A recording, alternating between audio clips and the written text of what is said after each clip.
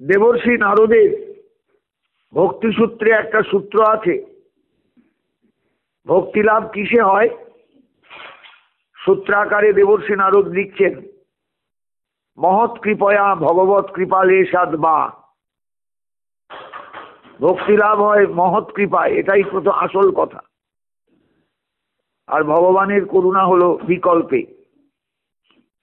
ভগবত করুণাটা আসে আমাদের কাছে মানুষের আরতি দর্শন করে, মানুষের ব্যাকুলতার দিকে তাকিয়ে। কিন্তু আসলে ভক্তি লাভ হয় মানুষের জীবনে মহৎ কৃপায়। আমাদের কাছে ঠাকুর মহাশয় সেই মহৎজন, সেই মহাজন, যিনি আমাদের কাছে এগিয়ে এসেছিলেন আমাদের জীবনে ভক্তি লাভ যাতে হয় সেই কারণে। সাধারণ মানুষ ভক্তি বস্তুটাই বোঝে না। সাধারণ মানুষ ভক্তি সম্পর্কে অত্যন্ত নীরব।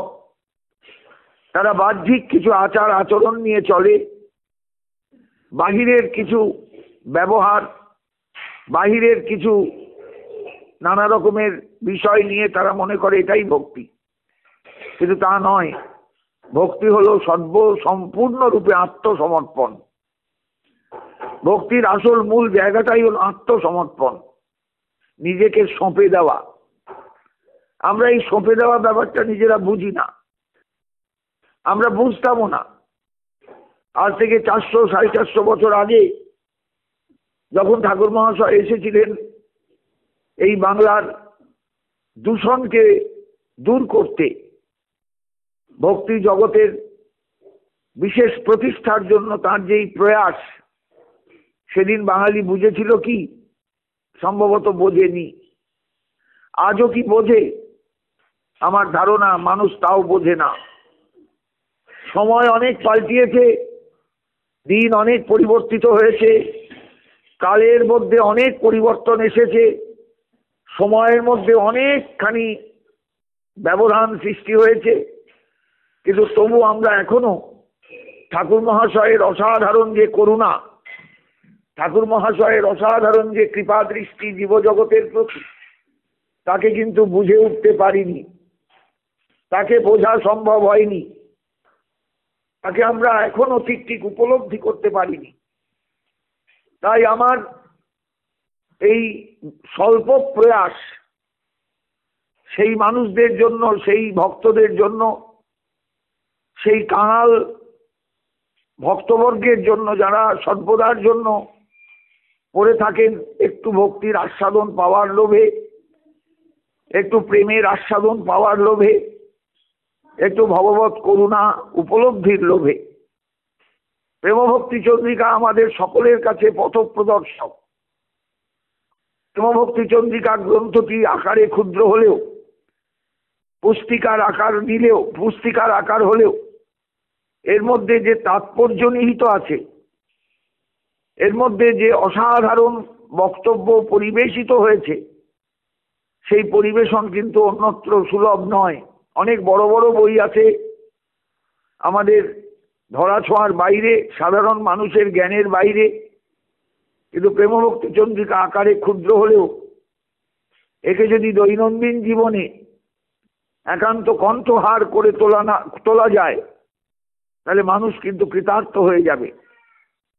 আমি সেই কারণেই প্রেমভক্তি চন্দ্রিকার একটু আলোচনা আপনাদের সকলের কাছে রাখতে চেয়েছি, সকলের কাছে পৌঁছতে চেয়েছি, সকলের কাছে এই প্রেমভক্তি চন্দ্রিকার আস্বাদন যাতে মানুষ উপলব্ধি করতে পারে, তার জন্য একটু চেষ্টা নিয়েছি।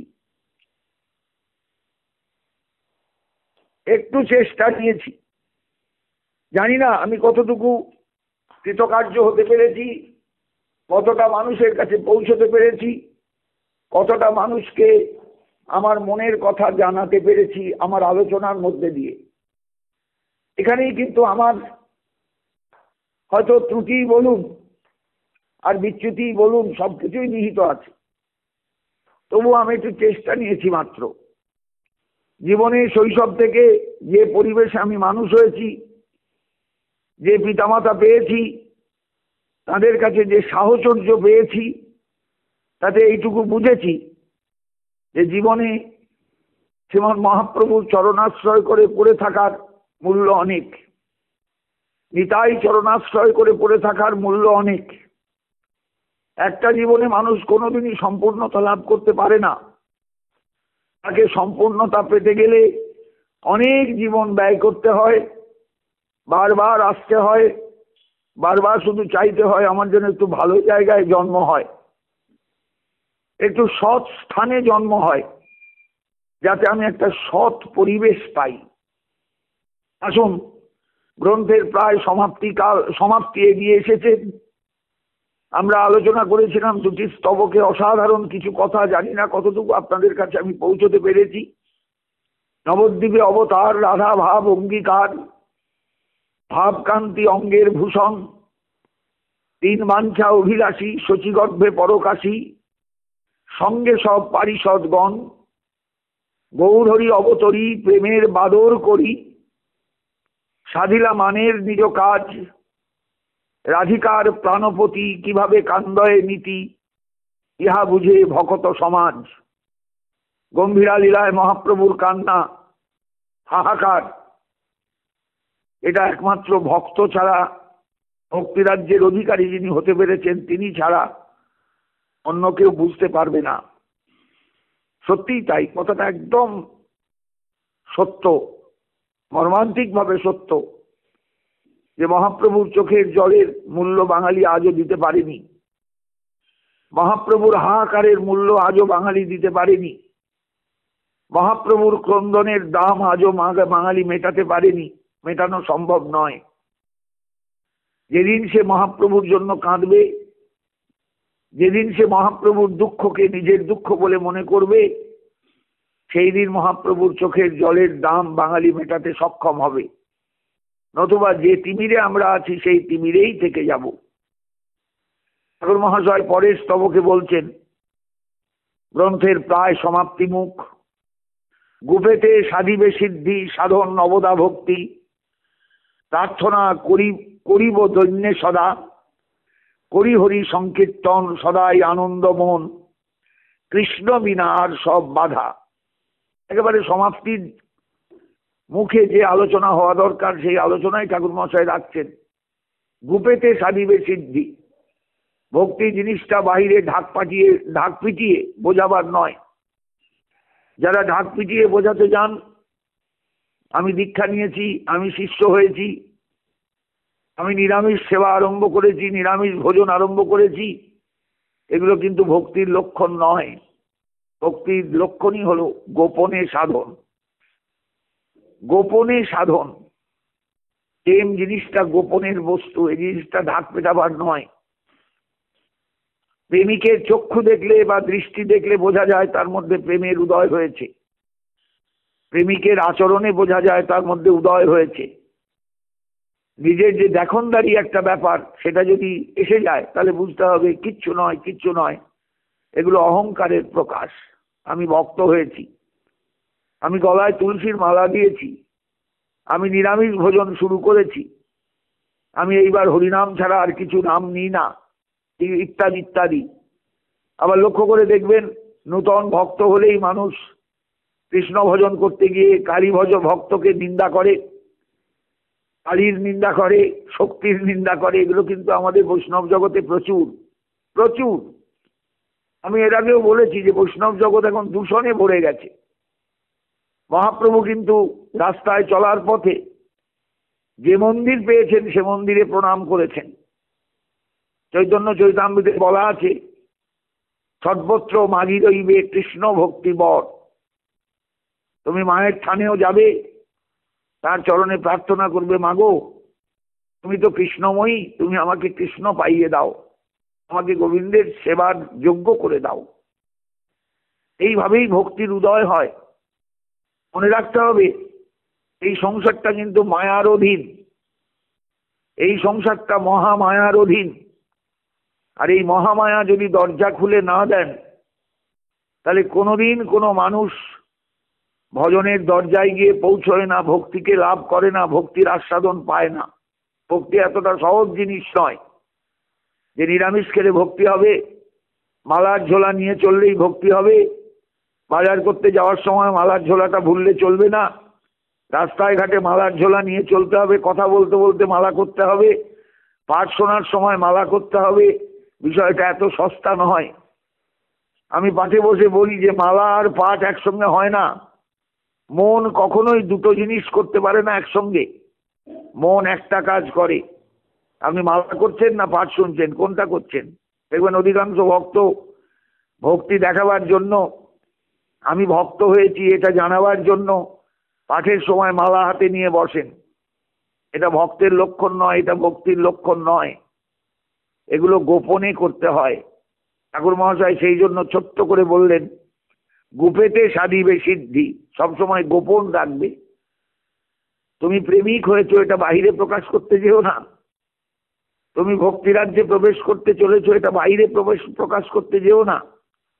এগুলো ঢাক পিটিয়ে বাজাবার বিষয় নয়, জানাবার বিষয় নয়। তোমার অনেক সৌভাগ্য, এই অনন্ত জীবনের পরে তুমি প্রকৃত রাস্তাটায় এসে দাঁড়াতে পেরেছো, প্রকৃত জায়গাটা চিনতে পেরেছো। শ্রী গুরুপাদ পদ্ম তোমাকে আসল জায়গাটা চিনিয়েছেন। এর জন্য তুমি মনে মনে আনন্দ পাও। এই আনন্দ কাউকে ঢাক পিটিয়ে প্রচার করতে যেও না। গুপেতে সাধিবে সিদ্ধি, সবসময় চেষ্টা করবে তোমার সিদ্ধি লাভ অনেক দূরের ব্যাপার, এবং সেটা গোপনেই তোমায় সাধন করতে হবে, বাহ্যিকভাবে লোক জানিয়ে নয়। আমরা লোক জানিয়ে সবকিছু করি। বৃন্দাবন থেকে ঘুরে এলাম, এইবার একখানা চাদর কিনে নিয়ে এলাম, রাধে রাধে ছাপ দেওয়া, সেই চাদর নিয়ে পাঠে গেলাম। কোথায়, কি ব্যাপার, চাদরটা কোথায় কিনলেন? না, বৃন্দাবনে। রাধে রাধে ছাপ দেওয়া। আমি রাধা রানীকে চিনিও না, এদিকে চাদর গায়ে দিলাম মানুষকে জানাবার জন্য। এগুলো ভক্তি নয়, এগুলোকে ভক্তি বলে না। আমি নিরামিষ খাওয়া সবে ধরেছি এতদিন পরে, লোককে জানালাম। আমি এখন আর ওইসব জিনিস ছুঁই না, ওইসব জিনিস বাড়িতে তুলি না। এগুলো যেন লোক জানাতে হবে, নইলে লোক বুঝতে পারবে না আমি ভক্ত হয়েছি। তিলক করলাম বড় বড় নিয়ে, বড় বড় তিলক, যাতে লোক জানতে পারে আমি ভক্ত হয়েছি। এগুলো সাধনের লক্ষণ নয়, এগুলো ভক্তের লক্ষণ নয়, এগুলো প্রেমিকের লক্ষণ নয়। প্রেমিক অন্তরে প্রেম রাখে, রাখো প্রেম হৃদয়ে ভরিয়া। প্রেমকে হৃদয়ে ভরে রাখতে হয়, একে বাইরে আনতে নেই। একে গোপনে রাখতে হয়, একে প্রকাশ্যে আনতে নেই। ঠাকুর মহাশয় খুব চমৎকার কথা বলেছেন, গুপেতে সাধিবে সিদ্ধি। আর সাধনটা কি? ওই প্রথমে যা বলে এসেছিলেন সেই কথাই শেষ মুহূর্তেও বলছেন, সাধন নবধা ভক্তি। প্রহ্লাদ চরিত্রে যে নববিধা ভক্তির কথা বলা হয়েছে, প্রহ্লাদ চরিত্রে যে নববিধা ভক্তির অসাধারণ প্রকাশ শ্রীমদ্ ভাগবত দেখিয়েছেন। শ্রবণং কীর্তনং বিষ্ণু শরণং পাদসেবনম অর্চনং বন্দনং দাস্যং সক্ষমাত্ম নিবেদনম। প্রহ্লাদ শুনিয়েছিলেন রাজা হিরণ্যকশিপুর সভায়, বাবা এই আমি শিখেছি। তারপরেই তো শুরু হলো পিতা আর পুত্রে ভয়ঙ্কর লড়াই। পিতা পুত্রকে আর সহ্যই করতে পারছেন না। লক্ষ্য করে দেখবেন এই নববিধা ভক্তির মধ্যেই নিহিত রয়েছে ব্রজের সাধন সবকিছু। যদিও প্রহ্লাদ ব্রজের ভক্ত নন, কিন্তু এই ভক্তিকে ঠাকুর মহাশয় বলেছেন এই ভক্তি পরম কারণ। আপনি কারণ রূপা ভক্তিকে যদি বুঝতে না পারেন, গ্রহণ করতে না পারেন জীবনে, আপনি কার্যরূপা ব্রজের ভক্তি গোপীত প্রেমকে কোনোদিনই আস্বাদন করতে পারবেন না। কারণ কার্য থাকলে তবে কারণ থাকলে তবে কার্যের আবির্ভাব। জগতের সমস্ত কার্য বস্তুর পেছনে দেখবেন একটা কারণ আছে, কারণ ছাড়া কখনো কোনো কার্য হয় না। এটাই হলো থিওরি। সেই থিওরিটা মানতে হয়। ঠাকুর মহাশয় সেই থিওরিটা আমাদের কাছে মধ্যযুগের ঘন অন্ধকারে এনে দিয়েছেন, এই ভক্তি পরম কারণ। অথচ কোথাও বলেননি যে এই ভক্তি কার্য, এই ভক্তিকে কার্যরূপা ভক্তি বলা যায়, কোথাও বলেননি। তার মানে বুঝে নিতে হবে যে ভক্তির কথা তিনি প্রেম ভক্তির ছত্রে ছত্রে উল্লেখ করেছেন, যে গোপী প্রেমের কথা প্রেম ভক্তি চন্দ্রিকার ছত্রে ছত্রে উল্লেখ করেছেন, এই গোপী প্রেম, এই ব্রজদেবীগণের ভালোবাসা কৃষ্ণের প্রতি, এই রাধারানীর অসাধারণ প্রেম, এই হলো কার্যরূপা ভক্তি। মানুষ একে বোঝে না, উপলব্ধি করে না। আপনি শ্রবণ করলেন শাস্ত্র, কীর্তন করলেন শাস্ত্রীয় কথা, শাস্ত্রে হরিনামের কথা আছে, আপনি হরিনাম স্মরণ করলেন, কীর্তন করলেন, এইবার আপনি স্মরণে বসলেন। এইবার যে কটা স্তর আছে, 3টে স্তর গেল, 3টে কেন, 2টো গেল। এবার স্মরণ থেকে আরম্ভ করে 7, 8, 9, 10 এই করে পরপর, যে আমি না ভুল বললাম, যে প্রথমে 2টো গেল, শ্রবণ কীর্তন, স্মরণ, পদসেবন, অর্চন, বন্দন, দাস্য, সখ্য এবং আত্মনিবেদন, এই 7টা স্তরই কিন্তু সবই স্মরণমূলা। আপনাকে প্রত্যক্ষ কিছু করতে হবে না, আপনি স্মরণের মধ্যে সবকিছু করতে পারবেন। কিন্তু আপনার শ্রবণ খাঁটি হওয়া চাই, আপনার কীর্তন ভেজাল শূন্য হওয়া চাই, খাঁটি হওয়া চাই। এটা যদি না হয় তাহলে কিন্তু আপনি পরবর্তী স্তরগুলো ঠিক ঠিক পালন করতে বা অনুসরণ করতে পারবেন না। স্মরণ দরকার, স্মরণ প্রয়োজন, স্মরণ বোঝা দরকার। স্মরণের জন্য জীবনটাকে সম্পূর্ণরূপে নিয়োজিত করা দরকার, স্মরণ করা দরকার। আমাদের জীবনে স্মরণ নেই, আমরা বিষয় স্মরণ করি, আমরা সংসার স্মরণ করি, আমরা ইহকাল স্মরণ করি, পরকাল স্মরণ করি, আমরা চারদিকের মানুষকে স্মরণ করি, আমরা সর্বদার জন্য এই সংসারের মধ্যে সংসার স্মরণে রত। আমরা স্মরণটা বুঝবো কোত্থেকে? ভালো করে অনুভব করবেন। সাধন নবধা ভক্তি, এই নবধা ভক্তির সাধনটাই কিন্তু আমাদের আসল সাধন। ঠাকুর মহাশয় আগেও যা বলেছেন, গ্রন্থের সমাপ্তি মুখে এসেও সেই কথাই বললেন যে নবধা ভক্তিকে কখনো ছেড়ো না। শাস্ত্র পড়ো, শাস্ত্র শ্রবণ করো, শাস্ত্রের কথা কীর্তন করো মানুষের কাছে। সেই কীর্তন যদি কেউ করেন সেটা শ্রবণ করো, নিজেকে তৈরি করো, নিজেকে যতটা পারো তৈরি করো। মনে রেখো তুমি কিন্তু একটা কাঁচা মাটি, এই কাঁচা মাটিকে একটা শেপ দিতে হবে। তুমি নিজেকে তৈরি করো, এইবার স্মরণে বসো। তোমার জীবনে শত সহস্র কাজ থাক, সমস্ত কিছুর মধ্যে তোমার স্মরণের রাস্তাটা যেন রুদ্ধ না হয়ে যায়। যা কিছু করছো তুমি যেন ভেবো, সবসময় ভাববার চেষ্টা করো, সবসময় তোমার স্মরণময় জীবনটা যেন হারিয়ে না যায়। স্মরণময় জীবনটা যেন ঠিকঠাক জায়গায় থাকে, তাহলেই কিন্তু তোমার এই জীবনটা সার্থক, এই জীবনটা পরিপূর্ণ। এগুলো না বুঝলে কিন্তু চলে না। আমরা সব সময়ের জন্য দেখবেন সংসারের ব্যস্ততার মধ্যে নিজেকে ছড়িয়ে দিয়েছি। সংসারের ব্যস্ততার মধ্যে থাকলে চলবে না, একটা স্মরণময় জীবন তৈরি করতে হবে। স্মরণময় জীবনকে সব সময় পালন করতে হবে, পরিপোষণ করতে হবে, তাকে নিয়ে চলতে হবে। এটাই জীবনের আসল কর্তব্য, এটাই জীবনের আসল লক্ষ্য হওয়া উচিত সকলে। গুপেতে সাধিবে সিদ্ধি, সাধন নবদা ভক্তি, প্রার্থনা করিব দৈন্যে সদা।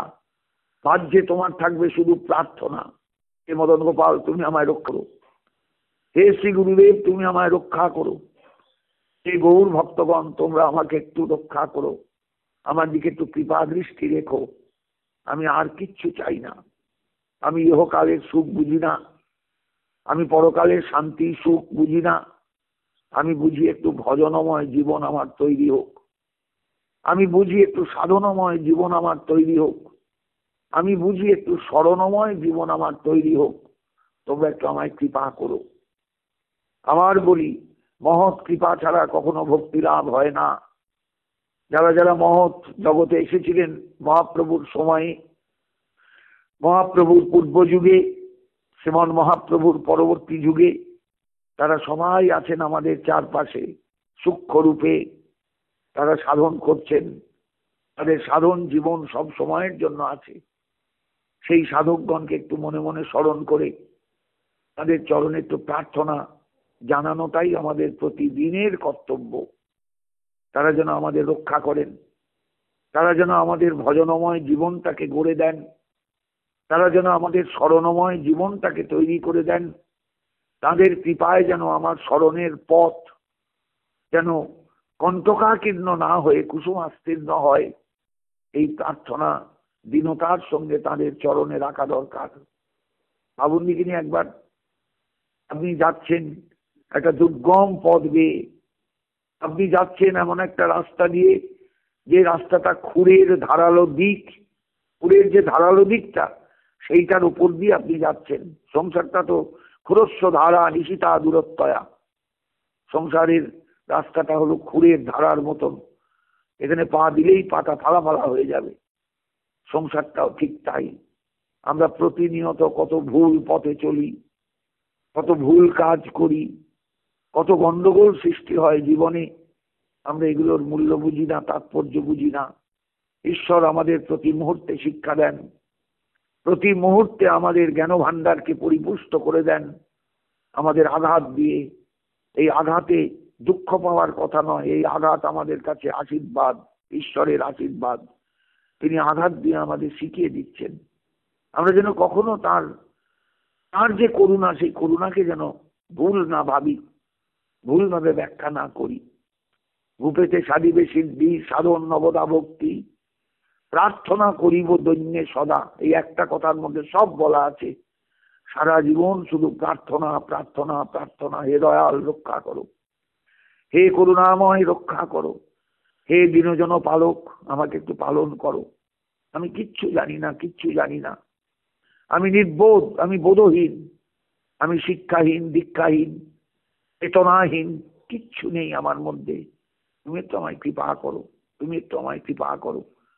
আমি সংসার মোহ পাশের মধ্যে পড়ে আছি। আমি জানি কেউ আমার নয়, স্ত্রী আমার নয়, পুত্র আমার নয়, কন্যা আমার নয়, প্রিয়জন আমার নয়, কেউ কেউ আমার নয়। আমি একা, আমাকে একা এই সংসার তরঙ্গ সংকুল মহাসমুদ্র পার হতে হবে। তুমি যদি আমার হাত না ধরো আমি কেমন করে পার হব প্রভু? মদন গোপালের কাছে প্রার্থনা করতে হবে, আপনার ইষ্টদেবের কাছে প্রার্থনা করতে হবে, মহৎ জনের কাছে প্রার্থনা করতে হবে। প্রার্থনা করিব দৈন্যে সদা। আর এই প্রার্থনার সঙ্গে সঙ্গে কি থাকবে? করি হরি সংকীর্তন সদাই আনন্দ মন। আমার কণ্ঠে থাকবে শুধু শ্রী হরি নাম, গোবিন্দ নাম, রাধারানীর নাম, ভক্তগণের নাম। করি হরি সংকীর্তন সদাই আনন্দ মন।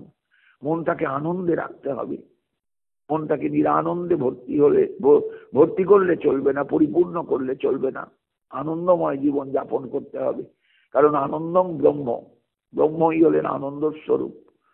সেই আনন্দটাকে আমাদের ধরতে হবে, সেই আনন্দটাকে আমাদের ভাবতে হবে, সেই আনন্দটাকে আমাদের সঙ্গী করতে হবে, সেই আনন্দটাকে আমাদের হৃদয়ের মধ্যে ধরতে হবে, ধরে নিয়ে চলতে হবে। হরি হরি সংকীর্তন সদাই আনন্দ মন। কৃষ্ণ বিনা আর সব বাধা।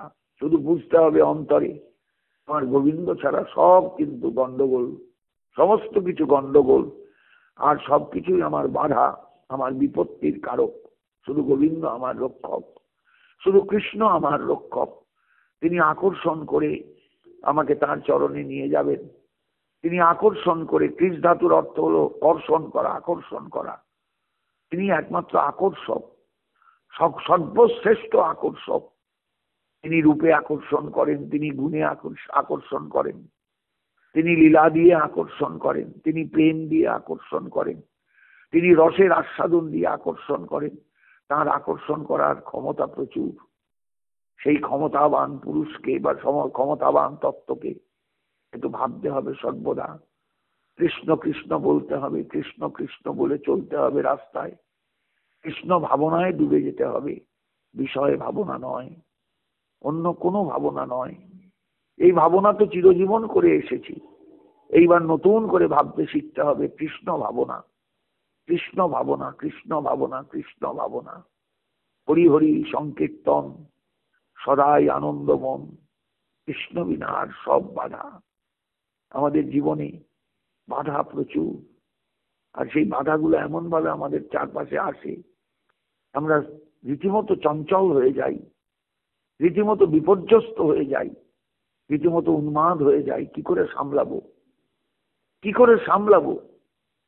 তখন ভাবতে হবে গোবিন্দ তুমি আমার আছো, আমার পাশে, আমাকে যেমন ভাবে পারো এই দুস্তর বাধা আমাকে পার করে দাও। দেখবেন তিনি ঠিক পার করে দেন। সংসার বড় জটিল জায়গা, মায়াময় সংসার বড় জটিল জটিল জায়গা। এই মায়াময় সংসারে, মহামায়ার সংসারে মহামায়ার করুণাকে যেমন প্রার্থনা করতে হয়, তেমনি সেই করুণাকে আশ্রয় করে গোবিন্দ পাদপদ্ম যাতে লাভ করা যায় তার জন্য মহামায়ার চরণে জানাতে হয়, মাগো তুমি ঘিরে আছো চারদিকে, আমাকে কৃপা করে একটু গোবিন্দকে স্মরণ করিও। গোবিন্দের নাম আমার কণ্ঠ দিয়ে যেন বেরোয়। যেদিন সংসার ছাড়বো সেদিন যেন প্রাণ ভরে তার নাম করতে করতে জগৎ থেকে বেরোতে পারি, যাতে আবার যে জীবনে আসবো সেখানে যেন কৃষ্ণ নাম আমার জিহ্বায় কীর্তিত হয়, গোবিন্দ নাম যেন আমার জিহ্বায় কীর্তিত হয়। জানি না কত জীবন সংসারে ঘুরতে হবে, তবু তোমার চরণে প্রার্থনা, মা তুমি আমায় রক্ষা করো, যেন গোবিন্দ চরণ ছেড়ে আমার কোথায় যেতে না হয়, আমি যেন কোথাও যেতে না চাই, আমার ভেতরে যেন সেই প্রার্থনা কখনো না জাগে। এইভাবে প্রার্থনা করে যেতে হবে। মহামায়ার এই সংসার, মায়ার এই খেলাঘর, মহামায়ার এই খেলাঘর, এই খেলাঘর থেকে বেরোনো কষ্ট, এই খেলাঘরে টিকে থাকাটাও কষ্টকর। সঠিক পথে সঠিক ভাব অন্তরে নিয়ে, সঠিক ভাবনাকে অন্তরে নিয়ে বলুন আমরা কেমন করে চলবো যদি আশ্রয় না করি, তাকে যদি আশ্রয় না করে চলি। ঠাকুর মহাশয় গ্রন্থের শেষে সকলের কাছে অসাধারণ কিছু উপদেশ দিলেন। গুপেতে সাধিবে সিদ্ধি, সাধন নবদা ভক্তি, প্রার্থনা করিব দৈন্যে সদা, করি হরি সংকীর্তন, সদাই আনন্দ মন, কৃষ্ণ বিনা আর সব বাধা। ভাববেন কৃষ্ণ ভক্ত হওয়া মানে একটা দলে ভেড়া নয়, বৈষ্ণব জগৎ একটা দল নয়, বৈষ্ণব জগৎ চিরকাল ছিল। বিষ্ণু শব্দটা বেদে আছে, ওং তদ্বিষ্ণু পরমং পদং সদা পশ্যন্তি সুরয় দিবীব চক্ষুরাততম। বিষ্ণু শব্দ থেকেই বৈষ্ণব শব্দের সৃষ্টি। বৈষ্ণব শব্দটা আজকে টাটকা জন্মেছে বা টাটকা এসেছে আমাদের কাছে তা নয়, এটা বহু প্রাচীন শব্দ, বহু প্রাচীন শব্দ, হাজার হাজার বছর আগের কথা। সেই বৈষ্ণবতা, সেই বিষ্ণু ভাব, বিষ্ণুর চরণে শ্রদ্ধা, সেই বিষ্ণু ভক্তি, সেই বিষ্ণুর প্রতি একান্ত প্রেম জীবনে মানুষের, যেহেতু আমরা সর্বশ্রেষ্ঠ জীব সংসারে, আমাদের এটাই হলো একমাত্র কর্তব্য, একমাত্র করণীয়। এছাড়া কোনো কর্তব্য নেই, করণীয় নেই। সকলে এটা বুঝবার চেষ্টা করবেন, ঠাকুর মহাশয়ের বক্তব্যকে ধরবার চেষ্টা করবেন, বারবার প্রেম ভক্তি চন্ডিকাকে পাঠ করবেন। যদি কোথাও অস্পষ্ট লাগে ঠাকুর মহাশয়ের চরণে প্রার্থনা করে নিবেদন রাখবেন, প্রভু তুমি আমাকে বুঝিয়ে দাও, তোমার কথা, তোমার ভাব যেন আমার অন্তরকে স্পর্শ করে। এই প্রার্থনা রেখে গ্রন্থ শেষ করবেন। আস্তে আস্তে দেখবেন আপনার অন্তর নির্মল হবে, অন্তর সুন্দর হবে, অন্তর ভক্তিপূত হবে, অন্তরে একটা আলাদা ভাবের সৃষ্টি হবে, যে ভাব আপনাকে এগিয়ে নিয়ে যাবে আপনার জীবনের চরম পরিপূর্ণতার দিকে। এটাই আমাদের প্রয়োজন। জয় নিতাই, জয় গৌর সুন্দর, জয় গৌর ভক্তবৃন্দ।